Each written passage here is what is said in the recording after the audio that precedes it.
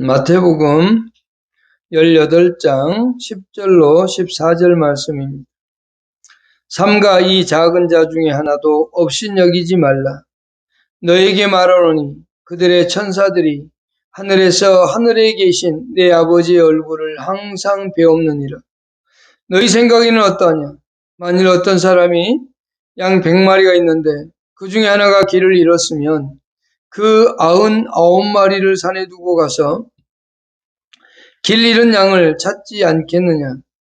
진실로 너에게 이르노니 만일 찾으면 길을 잃지 아니한 99마리보다 이것을 더 기뻐하리라. 이와 같이 이 작은 자 중에 하나라도 잃는 것은 하늘에 계신 너희 아버지의 뜻이 아니니라. 아멘. 천하보다 귀한 하나님의 자녀라는 제목으로 말씀을 드리겠습니다. 이 본문은 누가복음 15장 1절로부터 나오는 잃어버린 양의 비유 이렇게도 말을 합니다. 그래서 잃어버린 양의 비유 이렇게도 하지만 저는 천하보다 귀한 하나님의 자녀라고 제목을 정했습니다. 오늘 아침 새벽에 눈을 떴을 때 좀 가슴 아픈 사고가 있었죠. 그래서 아침에 예배 드리기 전까지 149명의 사망자 그리고 79명의 부상자 중에서 21명이 중상이라는 뉴스가 있었습니다. 안타까운 젊은이들의 죽음을 맞이하면서 저나 제 아내나 조금 오늘 아침은 힘든 아침이었습니다. 새벽부터 계속적으로 늘어나는 사망자의 수, 교회에 계속 있으면서 영 마음이 힘들고 불편했던 그런 시간들이었습니다. 앞으로도 계속 사망자는 나오게 될 텐데 더욱더 나라를 위해서 여러분들이 기도해 주시면 감사하겠다 그런 생각이 듭니다. 우리가 이 나라를 위해서 더 많이 기도해야 된다라는 생각을 하게 되는 아침입니다. 그러면서 동시에 사람을 정말 소중히 여기는 그런 사람으로 이 세상을 우리가 살아갔으면 좋겠습니다. 오늘 말씀에 보면 18장 10절에 삼가 이 작은 자의 하나도 업신여기지 말라라고 얘기를 합니다. 우리는 하나님의 자녀된 그리고 믿음이 약하거나 또는 육체적으로도 약한 형제들을 업신여겨서는 안 됩니다. 예수님께서는 마태복음 5장에서 이렇게 말씀했습니다. 나는 너희에게 이르노니 형제에게 노하는 자마다 심판을 받게 되고 21절부터 보겠습니다. 옛사람에게 말한 바 살인하지 말라 누구든지 살인하면 심판을 받게 되리라 하였다는 것을 너희가 들었으나 나는 너희에게 이르노니 형제에게 노하는 자마다 심판을 받게 되고 형제를 대하여 라가라는 자는 공에 잡혀가게 되고 미련한 놈이라 하는 자에게는 자는 지옥불에 들어가게 되리라 이렇게 말씀해 주고 있습니다. 또한 마태복음 7장 1절에서도 비판을 받지 아니하려거든 비판하지 말라라고 말씀을 해주고 있고요. 여러분, 우리는 사람이 가지고 있는 특징 가운데 하나가 사람을 귀하게 여기기보다는 사람에 대한 정죄의식이 있고 다른 사람을 나보다 더 낮게 여기고자 하는 그런 마음을 누구나 다 가지고 있을 겁니다. 그러나 예수 그리스도 안에서 구원받은 하나님의 자녀인 우리들은 형제를 업신여기는 자세를 가져서는 안 됩니다. 오히려 그 형제들을 더욱더 귀하게 여기고 존중히 여기고자 하는 그런 자세가 우리에게는 필요하다라고 하는 것을 성경은 우리에게 누누이 가르쳐주고 있는데요. 로마서 12장 16절로 18절을 보면 이런 말씀이 있습니다. 로마서 12장 16절로 18절에 보면 서로 마음을 같이하며 높은 데 마음을 두지 말고 도리어 낮은 데 처하며 스스로 지혜 있는 채 하지 말라. 아무에게도 악을 악으로 갚지 말고 모든 사람 앞에서 선한 일을 도모하라. 할 수 있거든. 너희로서는 모든 사람과 더불어 화목하라 라고 되어 있습니다. 우리는 사람들을 업신여기는 자세를 가져서는 안 되고 오히려 그들을 더욱더 높이고 더 나은 자세로 그리고 모든 사람과 화목하려고 하는 이 삶의 자세를 우리는 가지고 살아야 되는 존재입니다.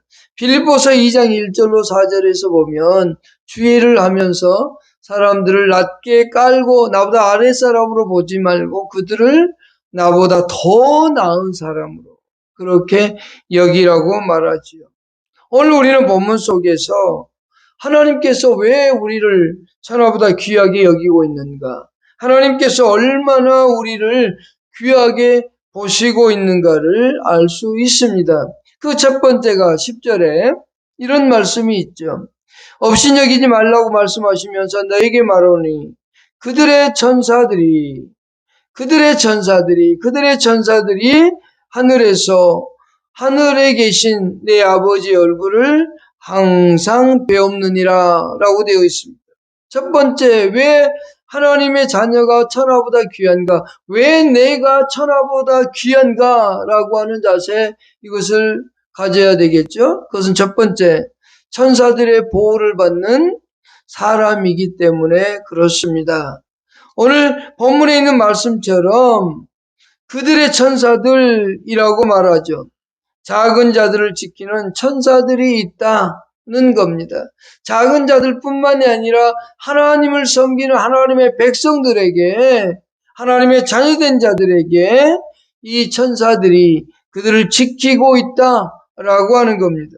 성경에는 국가, 교회, 개인을 수호하는 천사가 있다고 다니엘서 10장 13절 그 다음에 12장 1절 그리고 교회를 지킨다고 하는 것은 요한계시록 1장 20절 개인을 위해서는 사도행전 12장 15절을 통해서 우리에게 말씀해 주고 있습니다. 그러니까 국가나 교회나 개인을 수호하는 천사가 있다고 성경은 말해주고 있는 겁니다. 성경에서 말하는 이 천사들은 우리의 신앙의 대상이 아니라 우리를 지키시고 보호한다라고 하는 거죠. 팔레스타인의 많은 지역에서 또 사람들이 그리고 고대 사회에서 이 천사들은 신앙의 대상이었습니다. 그러나 성경은 천사들이 우리의 신앙의 대상이 아니라 우리를 지키고 보호하고 우리를 위하여 봉사자로서 이 땅에 보내졌다라고 히브리서 1장 14절은 말합니다. 모든 천사들은 섬기는 영으로서 구원받을 상속자들을 위하여 섬기라고 보내심이 아니냐는 거죠. 천사들의 수종은 성도가 이 세상을 살아갈 때 비록 세상적에서 볼 때는 아주 보잘것없고 약해 보이고 또한 비천해 보인다 할지라도 하나님 편에서 보면 또 영적으로 보면 그 사람들을 지킨다라고 하는 거죠. 왜요? 하나님의 자녀된 권세를 소유했기 때문에 그렇습니다. 아무리 비천한 자일지라도 예수 그리스도를 믿고 하나님의 자녀된 자들은 하나님의 자녀라고 하는 권세를 소유하고 있기 때문에 이 천사들이 우리를 지키신다라고 하는 거죠. 그렇다고 한다면 우리는 어떠한 한 사람일지라도 어린아이일지라도 또는 우리가 볼 때 연약하고 힘없고 보잘것없고 경제적으로 아무것도 없고 한다 할지라도 육체적으로 장애가 있을지라도 또는 살아가는 삶의 방식 속에서 정말로 세상 속에서 약한 자일지라도 우리는 그들을 존중히 여겨야 됨을 잊어서는 안 됩니다. 왜냐? 하나님이 그렇게 우리를 여기고 있기 때문에 그렇습니다. 그래서 천사들은 하나님의 자녀된 우리들의 기도를 돕고 또 우리들의 예배를 도와주고 있다는 거죠. 누가복음 22장 43절에 보면 예수님께서 겟세마네 동산에서 정말 땀이 핏방울 되도록 기도하실 때 천사들이 내려와서 예수님께 힘을 다하더라 라고 되어 있습니다. 누가복음 22장 43절에 천사가 하늘로부터 예수께서 나타나 힘을 더하더라 라고 되어 있습니다. 사도행전 12장 8절 이하에 보면 베드로가 복음을 전하다가 거기에 갇히게 되죠. 그때에 천사가 와서 베드로에게 나아갈 것을 얘기하고 그리고 그의 문을 열어서 풀려나도록 합니다. 그리고 천사는 조용히 떠나는 것을 볼 수 있지요. 또한 예수님께서 부활하셨을 때도 천사들이 나타나셨고 승천하셨을 때도 천사들이 나타나서 이 본 그대로 예수께서 오실 거다라고 사도행전 1장 10절로 11절에 말씀하죠. 베드로가 풀려날 때도 그랬고요. 이 천사들은 곧 우리 하나님의 자녀된 자들을 지키고 보호하고 있기 때문에 우리들은 또 하나님의 자녀된 성도들은 아무리 연약해도 그들을 우리는 귀하게 여겨야 됨을 잊어서는 안 됩니다. 또한 그들을 지키는 천사들이 언제나 하나님 얼굴 앞에 있다는 사실을 잊어서는 안 된다라고 하는 거죠. 왜 우리가 하나님의 자녀된 자가 천하보다 귀한가? 두 번째 이유는 이렇습니다. 12절과 13절인데요. 우리 한번 보십시다. 너희 생각에는 어떠냐? 만일 어떤 사람이 양 100마리가 있는데 그 중에 하나가 길을 잃었으면 그 99마리를 산에 두고 가서 길 잃은 양을 찾지 않겠느냐? 진실로 너희에게 이르노니 만일 찾으면 길을 잃지 아니한 99마리보다 이것을 더 기뻐하리라 라고 되어 있습니다. 근데 거기 11절에 보면 여러분 성경 11절 보면 없음이라고 되어 있습니다. 없음이라고 되어 있는데 거기 밑에 난해주에 보면 이런 각주에 보면 이렇게 되어 있습니다. 어떤 사본에 11절은 인자가 온 것은 이런 자를 구원하려 함이니라. 이 구절이 있음이라고 되어 있죠. 누가복음 19장 10절에 말씀이 있다 이렇게 된 건데요. 여기를 잠깐 설명하고 그 다음으로 넘어가겠습니다. 이 난해주에는 어떤 사본인 인자가 이른 자를 구원하려 합니다.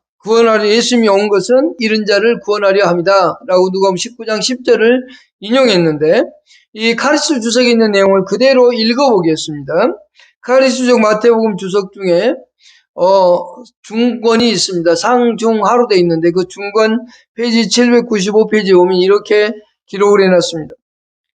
본문은 이류 사본에 해당하는 AD 4세기에서 9세기의 언설체 사본이나 수리아 역 및 라틴 벌게이트 역에는 누가복음 19장 10절에서 그 내용을 전입한 본문을 수록하고 있다. 그러나 이보다 더 권위 있는 신의 사본이나 바티칸 사본 등에는 본문이 빠져 있다. 여하튼 이류 사본의 기록을 인정하든 그렇지 않든 문맥상 생략된 본문의 내용은 아마도 하나님께서 지극한 관심을 가지신 작은 자들의 존귀성을 논하기 위한 서원으로 볼 수 있을 것이다 라고 되어 있습니다. 그러니까 우리가 읽고 있는 이 개역 개정 성경이나 개역 성경에 보면 없음이라고 하는 단어가 있는데 그 없음이라고 하는 것은 있다고 성경 구절을 기록해 놓은 책보다 성경보다 훨씬 더 오래된 책이고 더 권위 있는 내용이다. 그러니까 없음이라고 하는 단어가 있는 것이 나쁜 게 아니라 좋은 거다. 어떤 단체에서 이 없는 성경, 없음이라는 단어가 있는 구절은 사단이 이렇게 변경시킨 성경이다라고 그래서 그것을 못 믿게 하는 단체가 있는데 그것은 옳은 것이 아니다라는 것을 말씀드리고요. 오늘 사랑을 받는 존재, 특별한 사랑을 받는 존재라고 하는 이 12절, 13절에서 우리가 살펴볼 수 있는 게 있는데요. 여기 본문을 통해서 우리는 몇 가지 교훈을 배울 수 있습니다. 첫 번째, 하나님은 우리를 사랑하시는데 양보다는 질적으로 사랑한다는 사실을 이 본문 속에서 우리에게 알려주고 있습니다. 우리는 양이 많으면 무조건 좋은 줄 압니다. 그러나 하나님의 그 사랑에는 양보다는 우리를 향한 그 질적인 사랑을 보여주고 있는데 우리는 기본적으로 양 99마리와 한 마리가 있으면 어느 게 더 많느냐 라고 하고 어느 게 더 귀하고 가치가 있느냐라는 질문을 하면 99마리의 양이 훨씬 가치가 있지요. 더 높지요. 라고 대답하는 것은 당연한 겁니다. 그러나 우리 하나님이 볼 때는 이 99마리의 양이나 이 한 마리의 양이나 질적인 가치에서 똑같다라는 것. 한 마리를 잃어버려서 아이고 그래 그거 뭐 다음에 찾지 아니면 내버려 두지 할 수 있습니다. 당시 팔레스틴 지역에서는 약간 부유한 사람들이 양을 치던 사람들입니다. 양을 100마리 정도 가지고 있을 정도면 그런대로 부유한 사람 중에 속합니다. 그러니까 그 양을 가지고 있는 사람들이 양을 치다 보면 양들이 길을 벗어나기도 하고 또 떨어져 나가기도 합니다. 그러면 이 양을 찾는 목자도 있지만 거의 대부분은 그 양 한 마리를 잘 찾지 않습니다. 그냥 있는 양들 중에서 이 양들이 한쪽에는 뭐 놓고 다른 양 한 마리를 찾으러 갔을 때 늑대나 이리가 공격하면 더 많은 양을 잃을 수도 있잖아요. 그런데 여기에 나오는 이 목자는 그 한 마리의 소중함, 그것은 여기 99마리의 소중함과 똑같이 여기는 겁니다. 그것이 바로 하나님의 사랑입니다. 그러면서 이 목자는 깊은 산속에서 이 잃어버린 양을 찾기 위해서 산속을 헤매고 있는 그 모습을 볼 수 있지요. 그러니까 이 한 마리를 찾기 위해서 99마리를 어떻게 보면 방치해뒀다라고 얘기하면 그럴 수도 있겠어요. 그러나 방치가 아닌 한 곳에 모아두고 그 한 마리의 소중함을 찾아서 떠난 그 사랑이 바로 하나님의 사랑입니다. 한 마리나 99마리나 똑같이 여기시는 그 하나님의 사랑을 우리에게 보여주고 있습니다. 하나님은 99마리나 한 마리나 동일한 겁니다. 비록 작은 자나 비록 소외되고 힘없는 연약한 자일지라도 또 믿음 잘 잘하는 사람이라도 다 동일하게 보신다는 겁니다. 이것이 우리가 가지고 있어야 될 마음 자세입니다. 사람을 향하는 우리의 생각, 우리의 마음이 그러해야만 됩니다. 교회가 크다고 작은 교회 무시하고 내가 가진 게 많고 내가 신앙생활도 오래 했다고 해서 이제 시작하는 사람이나 힘없고 약한 사람을 무시해서는 안 된다라는 거지요. 두 번째 이 교훈에서 배울 수 있는 것은 뭐냐면 하나님은 우리의 잘못을 조건 없이 용서해주고 있다라고 하는 것을 볼 수 있습니다. 이사야 53장 6절을 보면 우리는 다 양 같아서 그릇 행하여 각기 제 길로 갔거늘 그러거든요. 우리는 다 양 같아서 그릇 행하여 각기 제 길로 갔다는 겁니다. 동물 중에서 이 양이 가장 방향 감각이 없습니다. 여러분 개나 다른 동물들은 밖에 내놓으면 자육을 찾아옵니다. 멀리 버려둬도 어지간한 거리에서는 거의 찾아옵니다. 근데 이 양은 찾아오질 못합니다. 어느 방향으로 가야 될지 그 방향성이 무딘 동물이 이 양입니다. 내가 어느 방향으로 가야 되지? 어떤 방향으로 가야 돼? 이 방향 감각이 없고 방향에 대하여 무딘 동물이 바로 이 양입니다. 두 번째, 이 양은 자구책이 없어요. 자기 스스로 무언가를 할 수 있는 그런 능력이 없는 동물 중에 한 동물입니다. 오늘 우리는 그것을 배워야 되는 겁니다. 우리는 양같이 길을 잃어버리고 정말로 어느 곳으로 가야 될지 모를 때 하나님이 우리를 찾아오셨고 찾아오셔서 우리를 구원해 준 겁니다. 여기에 양이 길을 잃고 헤매게 됐을 때 그러면 목자가 양을 잃어버린 게 잘못인가? 양이 길을 잃어버린 게 잘못인가라고 한다면 양이 잘못했다라고 말할 수 있죠. 왜냐하면 양은 목자가 분명히 가지 말라고 길을 제시했을 거예요. 가면 안 된다고 이렇게 했을 텐데 그 양은 자기가 가고 싶은 곳으로 간 겁니다. 양은 자기가 가고 싶은 방향으로 가버린 거예요. 어쩌면 우리 인간과 똑같은 그런 존재입니다. 양은 주인 몰래 다른 길을 가버렸잖아요. 우리는 하나님이 원했던 그 길보다는 하나님이 싫어하는 그 길을 더 가기를 좋아하고, 하나님이 원하는 것보다는 우리가 원하는 것을 찾아 떠나는 우리가 되어 있던 때가 훨씬 더 많다라고 하는 거예요. 그럼에도 불구하고 이 목자는 양을 찾아와서 양을 딱 찾은 다음에 그 양에 대해서 양을 혼내거나 채찍질하거나 이와 같이 하지 않습니다. 그 양을 그저 찾았을 때 기쁘고 즐거웠던 것뿐입니다. 양이 잘못했는데 잘못했다고 그렇게 말하지 않습니다. 우리가 하나님 앞에 하나님이 우리에게 찾아오셔서 우리를 구원하실 때 우리 인간의 잘못을 혼내시고 책망하시는 분이 아닙니다. 우리는 수도 없이 많은 잘못을 범하고 수없이 많은 하나님의 뜻을 어기면서 살아가죠. 오히려 성경은 우리에게 진노의 자식이라고 할 정도입니다. 하나님의 뜻을 거슬리고 우리는 다 양들처럼 제각기 가고 싶은 길을 향해서 갔던 그런 사람들이라는 거죠. 하나님의 사랑은 우리를 정죄하고 너를 책망하고 혼내는 게 하나님의 사랑의 목적이 아닙니다. 하나님은 오히려 우리를 불쌍히 여기는 것이 바로 하나님의 사랑이다라고 하는 거죠. 양이 실수하고 갔을 때 목자가 그 양을 잡아다 놓고 묶고 두들겨 팼다면 그것은 목자의 모습은 아닐 겁니다. 오늘 우리들이 그와 같이 양처럼 어디로 갈지 몰라 방향을 잃어버리고 내 스스로 무엇인가를 할지 몰라 방황하고 힘들어할 때도 우리 하나님은 그저 감싸주시는 하나님이셨음을 잊지 말아야 됩니다.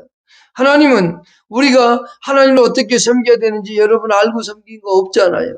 지금도 우리는 하나님의 뜻이 무엇인지 정확히 다 모릅니다. 성경을 다 우리 읽는다고 그래서 성경 속에 있는 하나님의 놀라운 계획과 뜻들을 다 이해할 수 없습니다.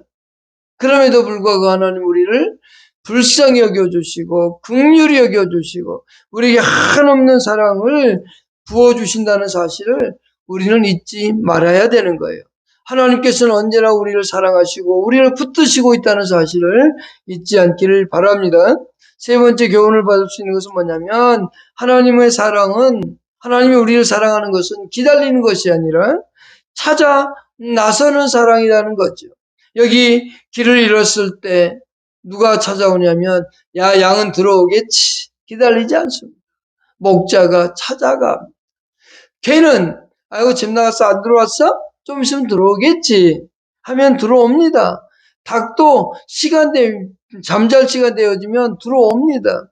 다 때가 되면 들어오는데 이 양은 못 들어온다니까요. 그러니까 기다리는 것이 아니라 이 목자는 찾아가는 겁니다. 얼마나 애타고 가슴 아팠겠습니까? 이 양에 대해서 잘 아는 건 목자잖아요. 그 목자는 이 양을 너무 잘 아니까 이 양이 들어오기를 기다리지 않습니다. 왜요? 찾아오지 못한 것을 누구보다도 잘 알기 때문에 그렇습니다. 그래서 직접 찾고 또 찾아 나섰다는 겁니다. 목자는 양을 찾되 자기의 잃어버린 양을 찾아서 떠났습니다. 아까 중간에 말씀드렸는데 팔레스타인 지역에서는 양을 많이 잃었다 그랬잖아요. 그러면 양 한 마리를 그냥 가서 데리고 와도 내 양이 될 수 있는데 이 목자는 그렇지 않다는 겁니다. 누구를 찾아와요? 자기의 잃어버린 양을 기다리지 아니하고 찾아 나서는 거예요. 저기도 봐도 양이 있어요. 길 잃은 양이 있어요. 저기 봐도 길 잃은 양이 있어요. 그런데 이 목자는 무슨 양을 찾아요? 자기의 양을 찾습니다.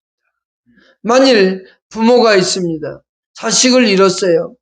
근데 자식을 잃었는데 아무 자식이나 데려다 주면서 이 아이를 키우시오 라고 하면 그 부모는 아이고 그래요 감사합니다 키우겠습니다 그렇게 할까요? 그렇게 하지 않으시죠.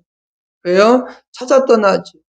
자기의 아들 자기의 자식을 찾아야만 그게 만족하라는 겁니다. 바로 자기의 양을 찾는 그 하나님의 사랑을 우리는 기억합니다. 또한 이 하나님은요, 한 명씩 찾아갑니다. 단체로 찾는 게 아니라 한 사람 한 사람을 찾고 있는 겁니다. 누가복음 19장에 보면 삭개오가 나옵니다.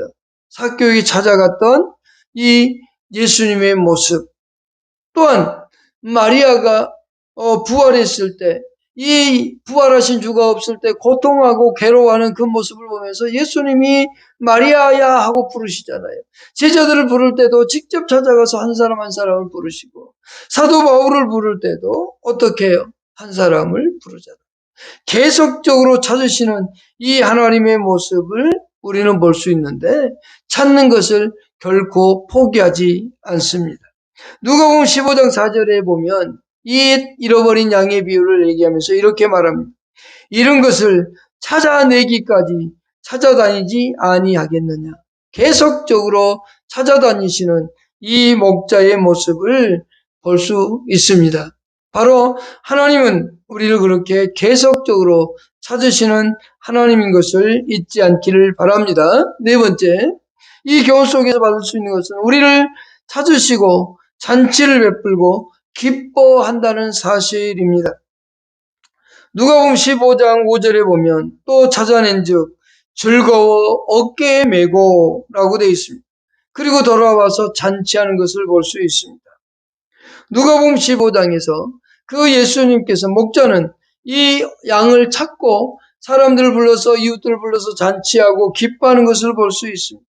그리고 찾아낸즉 즐거워 어깨 메고라고 되어 있는데 이 어깨는 하나를 얘기하는 게 아니고 복수로서 두 개를 얘기합니다.